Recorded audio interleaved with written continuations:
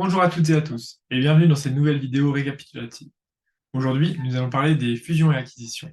Dans un premier temps, ce chapitre pourrait paraître un petit peu technique, mais vous verrez qu'il n'est pas trop compliqué. Et il est vraiment important pour l'examen final. La vidéo ne devrait pas être trop longue, donc je vous conseille de bien faire les exercices pour vous entraîner et bien être à l'aise avec le concept. Pour commencer, il y a deux termes essentiels à savoir. Le goodwill, qui est l'écart d'acquisition entre le prix d'acquisition et la juste valeur de la société acquise. Ensuite, les intérêts minoritaires, qui représentent la quote-part des capitaux propres, qui reviennent aux actionnaires minoritaires. Le plus simple va être de commencer directement avec un petit exemple tout simple. Sur la gauche, vous avez les comptes d'une entreprise qui souhaite acheter l'entreprise présente sur la droite, une plus petite entreprise. Ici, la grande achète la petite pour 25. Nous allons voir maintenant ce qui se passe au niveau des comptes. Comme vous pouvez le voir, nous allons rajouter les actifs ainsi que les passifs de la petite entreprise. On retire le montant d'acquisition de 25 et nous pouvons voir que les actifs ne sont pas égaux aux passifs plus capitaux propres. Mais pourquoi? Lors de la deuxième slide, je vous ai introduit le concept de goodwill, qui était l'écart entre le prix d'acquisition et la juste valeur de l'entreprise. Nous avons vu que la grande entreprise a acheté la petite pour 25, mais la valeur des fonds propres était de 20. La grande va donc payer une prime pour cette différence de 5, qui représente donc le goodwill. On va rajouter dans les actifs un compte goodwill de 5.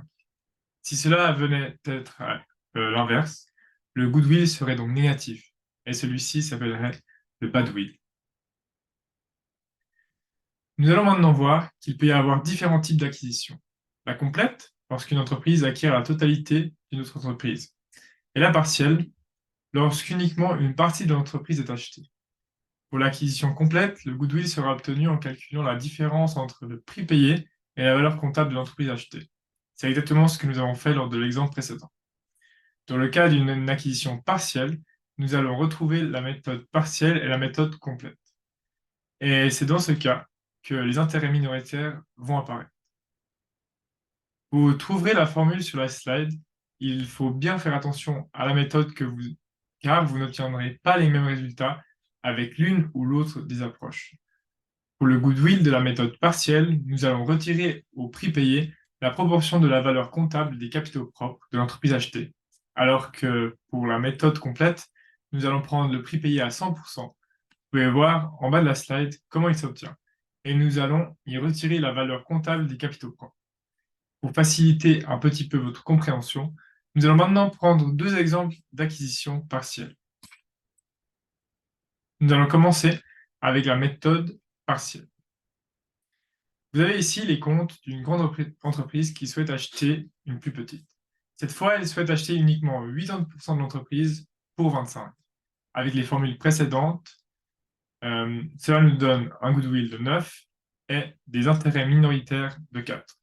Sur la droite, vous pouvez voir les nouveaux comptes de la grande entreprise et tenant compte du goodwill ainsi que les intérêts minoritaires, comme vous pouvez le voir, ils balancent. Comme deuxième exemple, nous allons utiliser les mêmes entreprises et donc les mêmes états financiers. Cependant, nous allons utiliser la méthode de goodwill complète.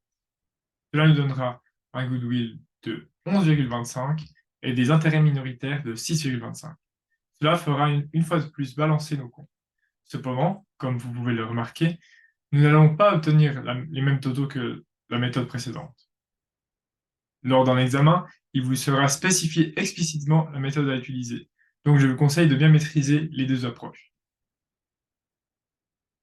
Nous allons maintenant voir où cela va être enregistré dans les comptes des entreprises.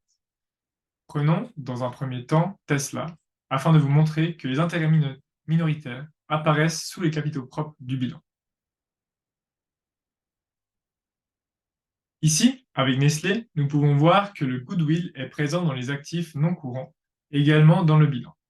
Mais le goodwill est un élément particulier des comptes de n'importe quelle entreprise, et c'est pourquoi il y a régulièrement des notes dans les rapports annuels dédiées uniquement au goodwill.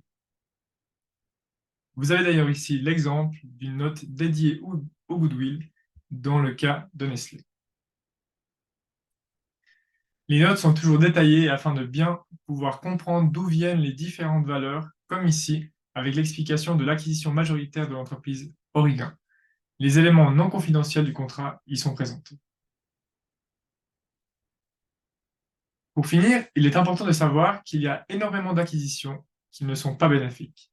Sur le papier, elles pourraient paraître être une très bonne idée, mais ensuite, certains éléments pourraient venir entraver cette bonne lancée, avec par exemple des cultures d'entreprise trop différentes. Nous sommes maintenant arrivés au terme de cette vidéo concernant les fusions et acquisitions. Je vous conseille de bien faire les exercices que vous trouverez sur Moodle